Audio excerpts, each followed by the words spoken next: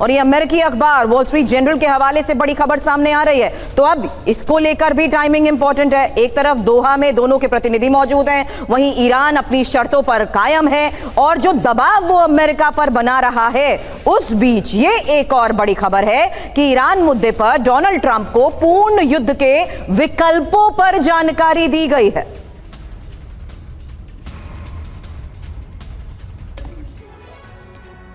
तो ईरान के खिलाफ ट्रंप का निर्णय। ईरान मुद्दे पर व्हाइट हाउस में बड़ी बैठक। 18 अगस्त को वार्ता की समय सीमा खत्म हो रही है और इसी को लेकर ये बैठक, वार्ता के बाद की स्थिति पर व्यापक चर्चा, ईरान के मौजूदा रुख पर भी बैठक में चर्चा।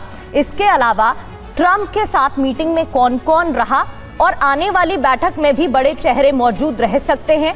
उपराष्ट्रपति जेडी वेंस, युद्ध मंत्री Pete Hegseth, joint chief of staff general Dan Caine, इसके अलावा विदेश मंत्री मार्को रूबियो भी बैठक में मौजूद। बैठक में क्या निर्णय लिया गया? ट्रंप को ऑल आउट वॉर के विकल्पों की जानकारी दी गई। अभी क्या स्थिति है इसके बारे में बताया गया। बड़े पैमानों पर हवाई सैन्य कार्रवाई के ऑप्शन शामिल हैं इसमें। ट्रंप ने ईरान के खिलाफ पूर्ण युद्ध का विकल्प नहीं चुना। ईरान के साथ कूटनीतिक वार्ता को आगे बढ़ाने का फैसला। ट्रंप को चिंता की तनाव से वार्ता पटरी से उतर सकती है। यूएस का लक्ष्य ईरान के परमाणु कार्यक्रम को समाप्त करना है। बड़ी बात क्या है? डोनाल्ड ट्रंप ने सैन्य विकल्प को पूरी तरह खारिज नहीं किया। अगर वार्ता विफल तो सैन्य कार्रवाई को तैयार। सीमित आर्मी स्ट्राइक की नीति बरकरार रखी है। ईरान की उकसावे वाली कार्रवाई पर जवाब दिया जाएगा। वॉल स्ट्रीट जर्नल के हवाले से बैठक को लेकर ये जानकारी। हालांकि अश्विनी सर, सवाल उस लिहाज से कि क्या ऐसे में ईरान के ऊपर दबाव बनाने के लिए ही सही, लेकिन सीमित स्ट्राइक संभव है अगर सैन्य विकल्पों को देखते हुए, तमाम विकल्पों को देखते हुए और जिस लिहाज से अब हमले हो रहे हैं और अमेरिकी बेस को टारगेट किया जा रहा है, क्या यह मान लिया जाए कि सीमित ही सही लेकिन स्ट्राइक मुमकिन? देखो सुरभि, सीमित स्ट्राइक पॉसिबल है, मगर अगर अमेरिका सीमित स्ट्राइक करेगा तो ईरान भी इसका जवाब देगा, इसमें कोई शक नहीं। आप देखें क्या हुआ अभी स्टेट ऑफ हॉर्मुज में।